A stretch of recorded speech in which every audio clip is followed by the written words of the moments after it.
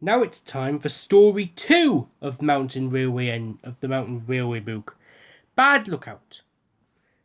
Rhaenyra and Skarloey were talking quietly to Cody the next morning when Duncan stormed up, followed by Sir Handel. "Hello," chuckled Rhaenyra. "Here we go." "I nearly came off," fumed Duncan. "Those coaches pushed me, but the Finn controller says they didn't. He says I kept a bad lookout." "We've no money to mend you," he said, "and if it happens again, I'll leave you at the back of the shed." "Why does he always pick on me? It's not fair." Skarloey said nothing. He just winked at Rhaenyra like this. "As you were saying, Cody," remarked Rhaenyra, "you had 2 coaches on your trial trip. Do you ever take more?" "No," said Cody. "Our line is so steep that we're only allowed 1. We each have our own. Mine's called Catherine. I know her well. That's most important." "Well, why?" asked Sir Handel. "They're only coaches." "Ours," said Cody, "are something more.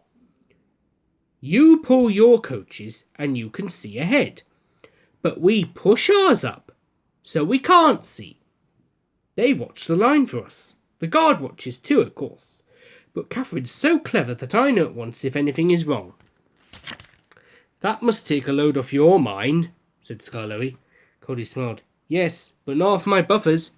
Climbing's hard work and needs a lot of steam. My fireman and I have a tiring time. But coming down," he went on, "it's different. Catherine and I just roll. We need no steam for that." Sir Handel sighed enviously. "Oh, I should like that," he said. "With your automatic brakes, it sounds like a rest cure."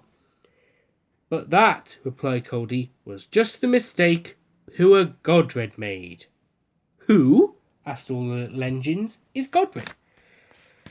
"Well," Cody continued, "Godred was our number 1, and named after a king," he replied. "Perhaps that went to his smoke box and made him conceited. He'd never keep a good lookout. He'd roll down the line looking anywhere but at the track. 'You'll have an accident,' I told him. 'Pooh,' he scoffed. 'I've got automatic brakes, haven't I? And Driver's got his air brake. What more do you want?' 'More sense from you,' I said. 'No engine can stop at once if he isn't ready to obey his driver's controls.' 'That's the first thing a young engine learns,' agreed Skarloey. But Godred, he never learnt sense. His driver and fireman and the manager all spoke to him, and they even took him to pieces to see if anything was wrong, but he still went on in the same old way. Well, one day I was going up and waited at the station for Godred coming down to pass me. As I waited, so it happened. One moment he was on the track, the next his driver and fireman jumped clear as he rolled over. Luckily no one was hurt. His coach stayed on the rails and kept rolling until the guard braked her to a stop. They brought Godred home the next day. 'We've no money to mend you,' said our manager, 'so you'll go to the back of the shed.' And as time went on, poor Godred got smaller and smaller and smaller, till nothing was left." "What happened?" asked Duncan anxiously. "It's not nice to talk about," said Cody. "But what happened?" asked Sir Handel. To Cody, "Why isn't it nice?"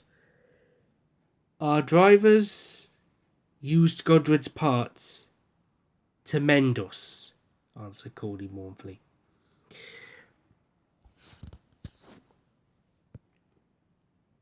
Needless to say, Sir Handel and Duncan were unusually silent long after Cody had gone home.